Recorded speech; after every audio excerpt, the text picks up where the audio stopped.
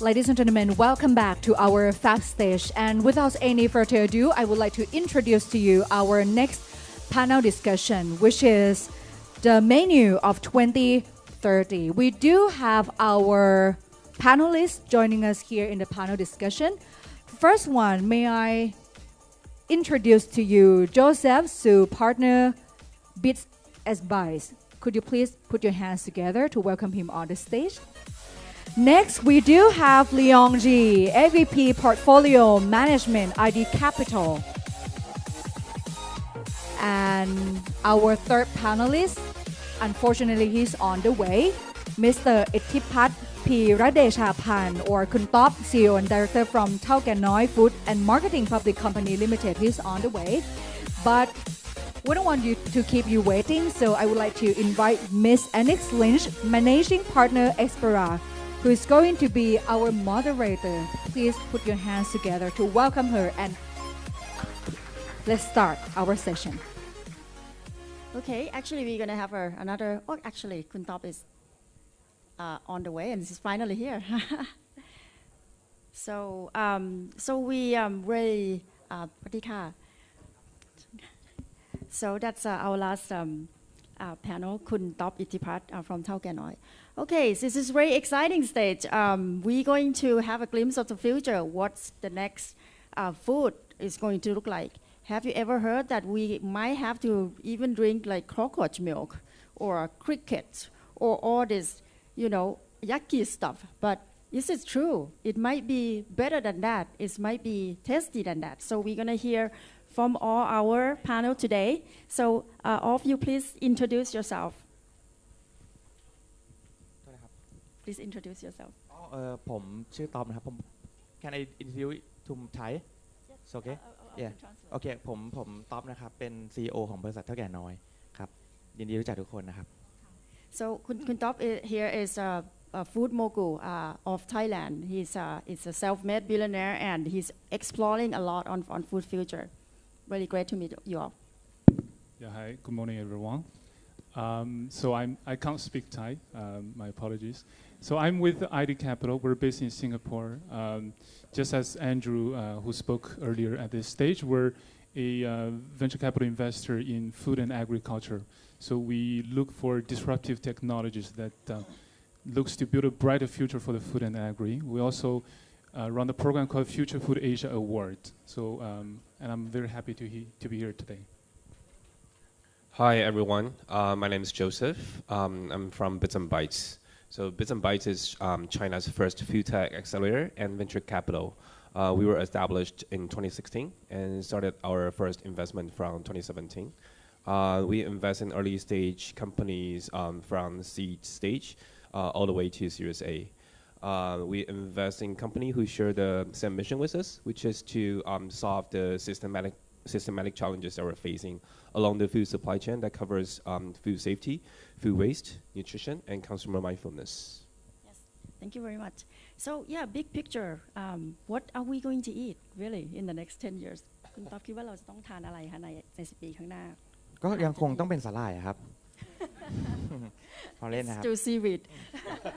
ผมว่าผมมองภาพกว้างตอนนี้คือผมคิดว่าเทรนด์ของโลกเนี่ยการบริโภคเนี่ยมันเปลี่ยนแปลงค่อนข้างเร็วเพราะหนึ่งคือไลฟ์สไตล์ของคนนะครับไลฟ์สไตล์ของคนรุ่นใหม่เนี่ยคือเขาไม่ค่อยมีเวลาเท่าไหร่ทุกคนก็รู้อยู่ทุกคนอยู่คอนโดทุกคนอยู่ในเมืองนะครับแล้วก็คนต้องมีงานทุกคนต้องมีภารกิจต้องทำนะฮะคือการต่อไปเนี่ยการบริโภคเนี่ยผมว่าอีก10 ปีข้างหน้าเนี่ยคือสิ่งที่มันจะเปลี่ยนแปลงเลยเนี่ยคือเรื่องของอาหารที่มันเป็นอาหารที่ควิกเมลบัตแต่มีประโยชน์นะครับเป็นอาหารที่เร็วแต่ต้องได้ประโยชน์นะครับซึ่งที่ผ่านมาโลกของเราดำเนินธุรกิจยักษ์ใหญ่เนี่ยส่วนใหญ่จะเป็นฟาสต์ฟู้ดนะครับแต่ถ้าเราสังเกตเนี่ยธุรกิจยักษ์ใหญ่เนี่ยตอนนี้เริ่มเปลี่ยนเป็นฟาสต์ฟู้ดที่มีความเฮลตี้มากขึ้นนะครับเป็นฟาสต์ฟู้ดที่แอนด์เฮลนะครับธุรกิจพวกนี้จะโตขึ้นเร็วมากนะครับเพราะว่าเทรนด์ของโลกเนี่ยมันเริ่มเปลี่ยนคนต้องการกินอาหารที่เร็วแต่ว่าต้องการกินอาหารที่ดีด้วยนะครับ So just to brief, so people behavior will be the consumption behavior will change. People still prefer to eat fast food, but how can we achieve more from the fast food? Can it be quick? Can it be healthy? And people are very busy, so he believes that the trend is still going to be fast foods that's more healthy. ครับผมก็เชื่อว่าธุรกิจที่ต้องเติบโตในธุรกิจอาหารธุรกิจหนึ่งเนี่ยที่ต้องมาแน่นอนคืออาหารทดแทนมื้ออาหารหลักนะครับคืออาหารที่สามารถกินได้ในกินง่ายๆนะครับคือความทำไมกินง่ายแล้วมันถึงเติบโตนะครับเพราะหนึ่งเลยคือประชากรส่วนใหญ่ของประเทศในโลกนี้ที่มีตังค์นะครับแล้วก็อยู่ในประเทศที่เจริญแล้วนะครับคือคนที่มีอายุ45 above ละหรือว่า50คือคนที่มีต้องภาษาบ้านเราเรียกว่าสวคือสูงวัยหนึ่งนะครับคือคนที่มีอายุมากขึ้นเนี่ยเขาก็จะกินอาหารที่แข็งยากนะครับพอกินอาหารที่แข็งยากเนี่ยเขาจะเริ่มกินอาหารที่มันเป็นสำเร็จรูปหรือของเหลวหรือว่าของที่มันสามารถกินเข้าไปได้ง่ายขึ้นฉะนั้นเนี่ยผมมองว่าอาหารข้อหนึ่งเนี่ยอาหารที่เป็นทดแทนมื้ออาหารหลักเนี่ยที่ consumption ง่ายๆเนี่ยเป็น portion ที่ consumption ง่ายๆเนี่ยอันนี้ผมว่าธุรกิจนี้จะเติบโต Yes, and he believes that alternative food, which can replace the main meal, will come for sure. Especially people with like maybe elderly people would like to consume something that easier to eat. Could be liquid in the liquid form or different type of form that we can consume. So he believes that alternative meal, replacement meal, will come for sure. ถ้าทุกคนไม่เชื่อเนี่ยก็หลังจากออกไปก็ลองไปสั่งซื้อนะครับในออนไลน์นะเซิร์ชคำว่า My Way นะฮะมันจะมีโปรดักต์หนึ่งที่เป็นอาหารทดแทนมื้ออาหารได้เนี่ยเป็นเวย์โปรตีนเนี่ยลองซื้อมากินดูฮะมันแล้วจะถูกใจฮะ just try the product called My Way. You can search. It's a replacement meal. You can try. Yes, let's shift to Leon. What do you think about the future of food? Yeah, so we look at it in a very different way. Which makes me really happy today, by the way. We have a very full room today, so that people are really interested in food and agri. But actually, a lot of people out of this room are not aware the kind of challenge we have to produce the food we need for all the people, right? So everybody's talking about all the data you guys are probably aware of, right? By 2050, we'll have from 9 to 10 billion people. And if you do the calculation, and actually you do the Newtonian calculus, you'll realize that in the next 40 years, we'll need to produce just as much food for just as much as the past 8,000 years.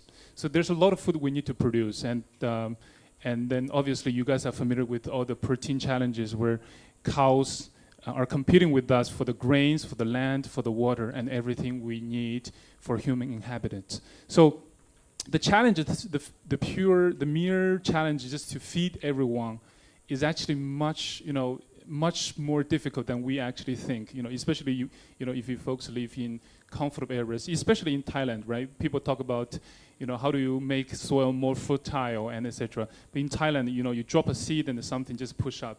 So people might not realize, but there's a lot of challenge in that. My belief though is we've seen, so from a technology perspective, we've seen a lot of amazing technology coming out. So I think one of the quite optimistic points to take for the future in the next 50 years is I'm quite optimistic that we'll be able to feed everyone, right? We'll have the technology to produce enough food for every single person on the planet. Awesome. So there will be no food shortage problem anymore. Cool. All right, so that is from Leon. Leon is from Singapore, and now let's hear from China. What do you think? Right, so probably a quick summary, because I totally agree with both what Itapat and Leon was sharing, that I will look at from the time horizon. Like if you ask me what are we going to eat tomorrow, yes, consumers are definitely looking for a healthier and more convenient food. And yes, elderly people are looking for drinkable format food. So in Bits and Bytes, we have a portfolio. It's doing drinkable salads. It's a very interesting concept because they realize that, salad is a very Western concept. And especially in China, that people don't really enjoy cold food and uncooked food. So he used HPP technology to turn the holistic salad into a small bottle, 220 ml. So it's in a drinkable format, and it's easier for convenience to carry over. So it became a hit in China. And we have meal kit company, so just like Blue Apron, but in Asia, Asian cuisine is generally more complicated to cook. So we help the consumers to prepare all the cleaning, the washing, marinated the food so that delivered to consumer, and then they can cook it within 3 minutes. It's kind of the food for tomorrow. And the menu for 2030, Yes, the growing population, where the new 3 billion people by 2030 will not be fed in a conventional way. So yes, as Andrew said, Memphis meats, all kinds of new protein. We had a portfolio based in Israel that is called Future Meat Technologies. They're growing chicken in the lab. So this kind of premium protein, and then they're coming to the market by 2020. So this kind of alternate protein. Yes, very cool. Thank you. All right. The next question is for Kun Top. Do we think that algae will be a solution for the protein shortage? คิดว่าสาหร่ายหรือ algae เนี่ยจะเป็นการตอบปัญหาของการขาดแคลนโปรตีนในอนาคตได้ไหมคะ สลายแล้วครับ หรือ algae โถถ้าถามซีวิตแมนอย่างผมก็ต้องตอบมาได้สิครับ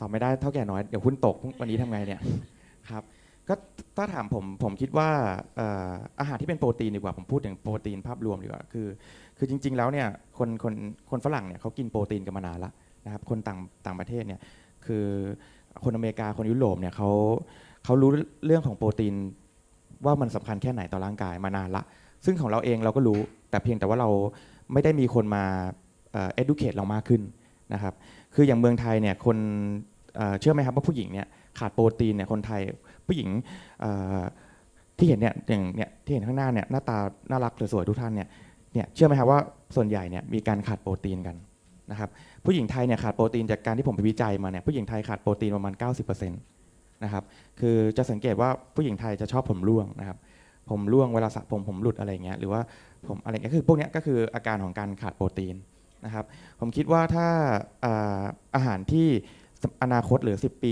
20 ปีข้างหน้าเนี่ยอาหารที่เป็นเทรนที่ช่วยให้ร่างกายเราสมดุลรักษาสมดุลนะครับคือไม่ใช่แค่โปรตีนอย่างเดียวคือต้องเป็นอาหารที่มันเป็นบาลานซ์ฟู้ดนะครับคือเราได้รับโปรตีนมากไปก็ไม่ดีนะครับโปรตีนควรได้รับประมาณเต็มที่ไม่ควรเกินสมมุติว่าเราหนัก60วันหนึ่งเราก็ไม่ควรได้รับเกินโปรตีนเกิน60 กรัมนะครับแต่ถ้าเราออกกำลังกายอย่างหนักนะครับเราแบบโอ้โหเราบิวกล้ามตัวเองเราแบบนะอยากจะมีซิกแพคอะไรเงี้ยเราต้องรับโปรตีนมากกว่า2 เท่าของร่างกายของเราถูกไหมครับของน้ำหนักร่างกายของเราก็คือ120สมมติ60ก็คือ120นะครับแต่ว่าการจะกินโปรตีน120โดยที่เราไม่จำเป็นเนี่ยไม่ควรนะครับคือผมคิดว่าอาหารที่ดีที่สุดคืออาหารที่ทำแล้วช่วยทำให้บาลานซ์ร่างกายให้ดีนะครับไฟเบอร์โปรตีนวิตามินทุกอย่างเนี่ยมันต้องพร้อมกันไม่ใช่ว่ามีอย่างใดอย่างเดียวนะครับอันนี้คือผมว่าปัจจัยในอาหารในอนาคตที่ต้องคอนเซิร์นเนี่ยที่สุดเนี่ยคือกลยุทธ์ของการ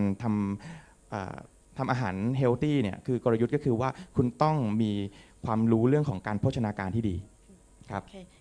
So yeah, of course, he thinks that seaweed is also a solution for protein shortage, and he believes that lots of women these days are really lack of protein. Maybe 90% of them are short of protein. If you have a hair fall problem, maybe you're one of them. And he believes that food protein lacking protein is not only problem. You should have the full nutrition in the dish. Yeah, ขอบคุณค่ะ. So you as well, Joseph, you have a little bit of algae investment in your portfolio, right? So you want to touch that? So yeah, we are pretty big on algae. We think, but we are not using algae as the direct food. We're using algae as a carrier or as a host with fermentation technologies that we could produce high quality protein, very similar to like hemoglobin, which is the main ingredient of Impossible food. The Impossible Burger, which tastes amazing. The him that will give you the blood smell. When you cooked it, it seems like, it tastes like, it smells like beef. So this kind of like hemoglobin can be produced with algae plus fermentation. So that's what we're looking for. So algae can be a great source to manufacture high quality protein contents. Okay, great. Next question. What is your biggest food surprise story? Like at the future food surprising story.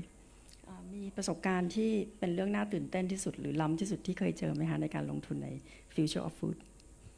ก็จริงๆก็ยังไม่ถึงขนาดว่าตื่นเต้นขนาดนั้นนะครับแต่ก็คือมองว่าอย่างผมเนี่ยผมมีโอกาสได้ไปญี่ปุ่นนะครับผมได้มีโอกาสได้ไปเจอร้านเบอร์เกอร์ร้านหนึ่งนะครับไม่ ไม่แน่ใจว่าทุกคนในนี้ชอบกินเบอร์เกอร์ไหมแต่ว่ามันเบอร์เกอร์ร้านนี้มันเป็นเบอร์เกอร์ที่ทำจากวากิวนะครับผมมีความเชื่ออีกอันนึงว่าอาหารของอนาคตเนี่ยไม่ใช่แค่ว่าต้องอร่อยและมีประโยชน์อย่างเดียวมันต้องพรีเมียมด้วยเพราะว่าความพรีเมียมเนี่ยเพราะว่าคือตลาดของโลกทุกวันนี้มันมีตลาดใหม่ขึ้นมามันเรียกว่าตลาดพรีเมียมแมสนะครับตลาดนี้คือมันเป็นตลาดที่ใหญ่ขึ้นเรื่อยๆแล้วเติบโตขึ้นเรื่อยๆแล้วก็ต้องถามว่ามันเป็นที่น่าจับตามองมากคือเบอร์เกอร์ที่ผมไปเจอที่ญี่ปุ่นเบอร์เกอร์ร้านเนี้ยมันเป็นวากิวเบอร์เกอร์ซึ่งมันจับตลาดพรีเมียมแมสนะครับในราคาที่เอื้อมถึงแต่คุณภาพของและความพรีเมียมเนี่ยมันอยู่ในจุดที่คนชั้นกลางเนี่ยสามารถเอื้อมถึงได้นะครับคือผมคิดว่าลักษณะอย่างเงี้ยมันสามารถที่จะกระจายไปทั่วโลกได้ครับ Okay, so what do you think is the wow story about menu of 2030 is premium burger that he found in Japan, which is using wagyu but in the form of burger, and he believed that this premium segment is going to be the next thing, and it's not like too expensive but affordable, and it's lots of other premium food should be there in the market in the next 10 years. Okay, so how about yourself? I mean, do you have any wow story to share? I'm probably the dark guy here to share some of the dim stories. So let me share with you Top spoke with the premium section, which I think is very exciting. And actually, I believe most of us live probably somewhere mid or top of the I hate to say this, but probably the pyramid, right? One of the most forgotten section of the when it comes to innovation and building the future is because we're most of us live in a capitalist world, so we're definitely profit driven, like we're investors and the entrepreneurs as well. So when we build the latest technology and the latest premium food or the newest food, it's usually not for the people at the bottom of the pyramid, right? And so I just know, at the beginning I talk about now we have the technology to feed everyone so that everybody will will not have an empty stomach but before they go to sleep.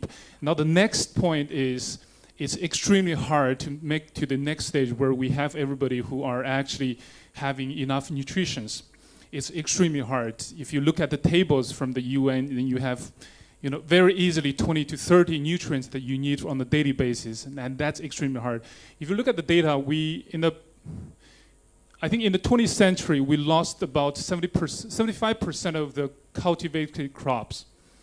If you look at how agriculture works, in Asia right now, we're still very smallholder farms, right? In China, 93% of farms are less than 1 hectare. It's really small. In Thailand, it's probably about 50%. But now with the technology, we'll be going to mass-scale cultivation as well, right? Now you have the drones, now you have all the IoT technology to actually make mass scale cultivation possible, even in Asia when we have a lot of smallholders. But the challenge with that is we'll go further into that route of smaller diversification, right? The number of crops we'll be cultivating will become much smaller, and I think FAO's prediction is about we're going to probably take down another third in the next 40 years. And people ask what is what's the problem about that? The problem, first of all, is the diversity in the ecosystem is going down, and it makes us very fragile, right? If you have 100 types of crops you're growing, then you have a lot of resilience. If one crop dies, then you have no problem. Now, if you only have, like, let's say 5 crops you're growing at the 75% of the world, then will be, the resilience that we have in food is much lower. So we're prone to have huge crises if one of the crops actually dies. So that's one thing. The other thing is about the nutrients, right? 60% of diabetics now lives in Asia, and one of the reasons is because we eat very simple staple food. So for me, that's going to be. For me, that's very surprising facts, and that's something obviously is an opportunity for entrepreneurs to work on as well. Yes, thank you. What about yourself? I mean, about lab-grown meat, 3D printing, or any other kind of wow story that you have? So it's actually my personal experience. It might sound a little bit sci-fi, but I really enjoy this. It was during my visit this March in Israel. So we visit Jerusalem, one of the oldest city in the world. But the Future Meat Technology, our portfolio, they are doing the most advanced technologies right now. So it's a little conflict, but it's super interesting. So they were using the stem cell from the rooster, and they only use it for once, and then put it in a bioreactor and feed it with plant-based serum, which is the growth medium, to help the stem cell to grow. And they were, over the past year, they were able to bring down the cost from $10,000 US per kg to 800, and they are now targeting at $8 per kilo, coming to in 2020. And we literally, so the first prototype was chicken fat. So Professor Yaakov Nahimius, the Harvard biochemist, he was super brilliant. We co-invested this deal with Tyson Venture. We decided to invest in him before he started to set up this company. So it was amazing. He burned the chicken fat for us, and we smelled it. It smells totally like yakitori. Oh. So this is like the future food that we're expecting, and it's coming very soon. Okay, thank you very much.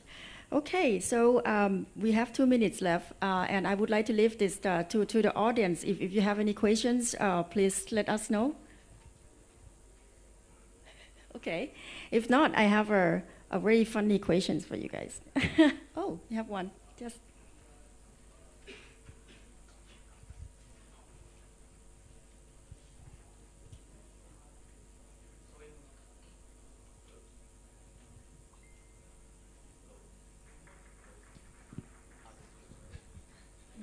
Sorry, so in the US, I think one of the biggest replacement meals that's doing well is Soylent. So what are your comments on that, and what do you think they're going? So it's not really whey protein, it's the different one. It's supposed to just, you have it 5 times a day, you replace the meals. They even have like a coffee version called Coffeeer, so you get coffee and your meal at the same time, just one sip.